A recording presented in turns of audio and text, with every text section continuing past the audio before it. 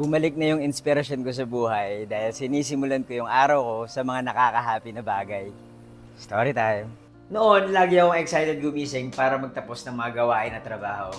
Kaya lang naging heartbroken ako eh. Alam mo yung meron kang mga gusto, tapos sinubukan mo naman lahat, pero na-reject ka pa rin? Buti napaisip ako na marami pa rin mga happy things in life.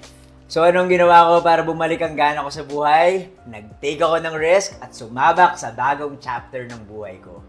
Namuhay ako independently for the first time. Nag-exercise na ako tuwing umaga para ma-boost ang happy hormones, tapos magpe-prepare ng breakfast na sakto para sa akin. Wise na desisyon ang magluto ng bagong peles, sakto.